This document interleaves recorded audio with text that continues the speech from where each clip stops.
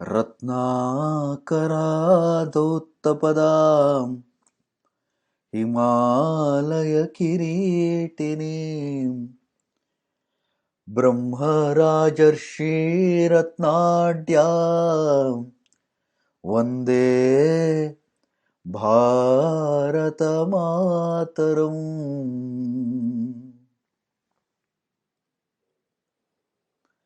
Namaste. This series of talks has only one central theme. How can we, as technologists, build tools and processes which are relevant for this country and make it self-reliant? Bharata, this country of ours, is today facing twin problems. They are both related to each other. In fact, one causes other. This is a vicious circle which needs to be broken. The first problem is we are completely ignorant about our past. Not knowing is not a crime. It can be pardoned. One can teach, or any independent mind can start reading about these things. Today, there is abundant information available internet. So if someone is interested, they can learn about one's past. But the problem is much greater. We are not only ignorant, but also arrogant. We are arrogant that there is nothing worth learning from the past. This attitude is our first problem. Generation after generation have been brainwashed by Western thinkers that this country has no past, no glory. People of this country who are rightful owners of a glorious past are completely blind about it. That is the problem that is primarily affecting us. The second problem is our dependency on foreign countries for our technical needs. As I said, this is related to the first problem. Because we are ignorant of our past, we feel inferior to others. We are made to think that we are not capable enough to build world-class technology. And we, like fools, are accepting it without any resistance. We are saying, okay, I can't do anything, but I want this. So can you give me? Foreign companies and governments want us to do this. They want us to beg. Then they will hand over us some old materials and charge huge money from us. We have become dumping grounds for their unsold and outdated technologies. And we are happy that we are using foreign technology. What a shame! The souls of our bright ancestors who gave us everything must be crying. They must be feeling why these people are not understanding their efforts. Why are we blindly following the foreign powers? Why do we seek their acceptance and patronage? Why can't we be self-reliant? Why can't we learn and adapt from our past? What is that which is stopping us from feeling proud about ourselves? Why are we ashamed to say that we are proud citizens of a country which was once a Vishwaguru and still capable of being one? In Indian tradition, we have the concept of a mythical swan called Hamsa. If you give a bowl of diluted milk, that Hamsa is supposed to separate water and drink only the pure milk. That is the guidance given to us. We have to selectively absorb good things from anything offered to us. Technology is not to be rejected. It is a wonderful tool for human development. Unfortunately, the rulers of this country, immediately after independence, did a great disservice to this nation and the cause of technology. During the time of independence, this country was in need of technology. Millions had to be fed, and the country was plagued by many problems. The rulers of that time went ahead and embraced technology in a big way. But the modern temples of India that they built had no God inside. It was an empty temple without a soul. Temple is not just a building.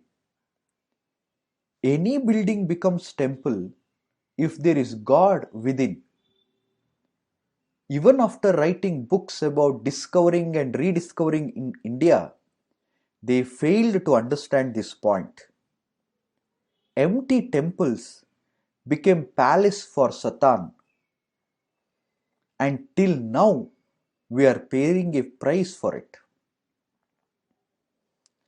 Technology without purpose, technology without the roots, can never solve the problem it intends to. It will further add to the problem. We were first forced to accept technology as a solver for all our problems. Over enthusiastically, institutions were built with foreign collaboration. People were trained and factories were opened. Agriculture, dairy, and everything were asked to go high tech. And then what happened? Green revolution may have fed millions, but it has also made cancer trains necessary. Operation Flood gave us milk revolution, but our cattle no more was a mother, but a milk generating animal lying in a shed taking injections. That's all. For a long time in this country, the government projected that technology which did not have a sense of purpose would solve this country's problems. That technology has also made people alien to their culture. For example, because dairy production became a big industry, people stopped keeping cows at home. With that, a significant part of our rituals were affected. Now, if you want a cow for your new housewarming ceremony, you will have to hire one. You may say, who will look after the cows in houses? It is better they stay away. Okay, but are you happy with the milk you get from the dairies? The injections and chemicals used in cattle kills it anyway, but also enters our body. So what did we achieve? Culture is anyway lost. We are losing health also. Technology looks simple to begin with, but without proper understanding, if you implement it, it will ruin people's life. Instead, we could have developed technologies to manage cattle in our houses. Our architecture, city planning, and other laws had to support this. It may look very funny and even impossible now, but actually, if you think, it is not difficult.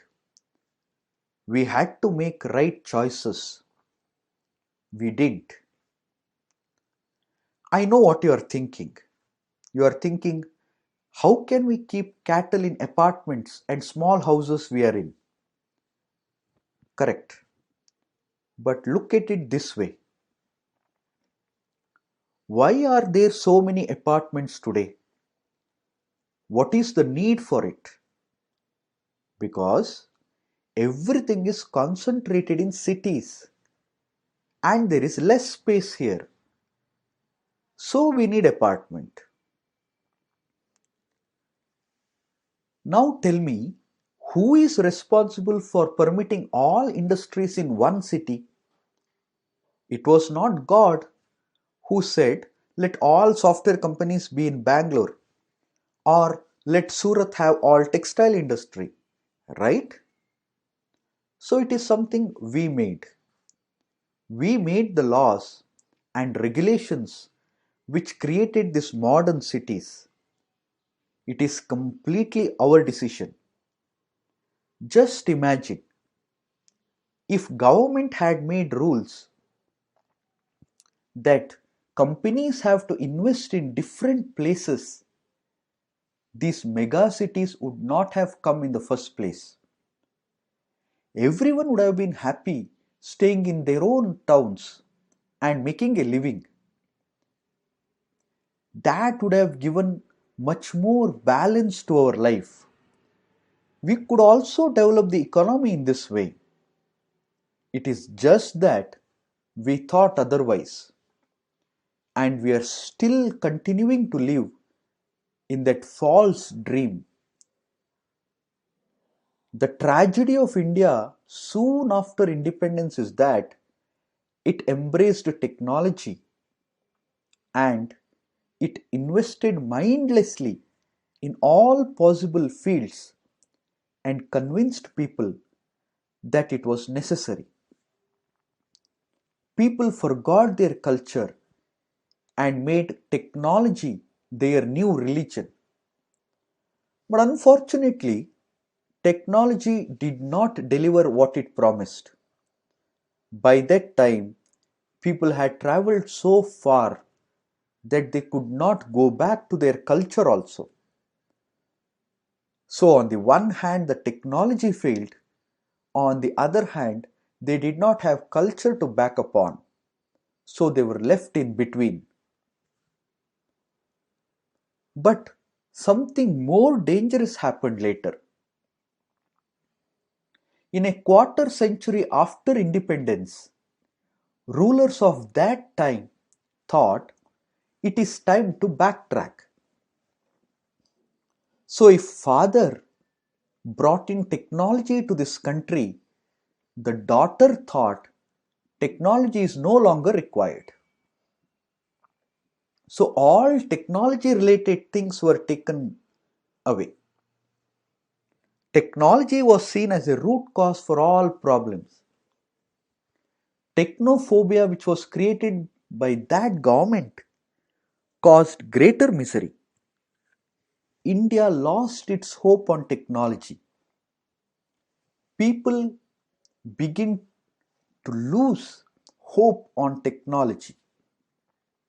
Government began to have more controls on everything. So all technology development could happen only if government wanted. This hurt India more. Totally, in its history as an independent nation, India did very little to be self-sufficient in technology. We have to record the exceptions here. Our space programs, even our initial attempts to develop electronics and computers were all noteworthy. But these are few.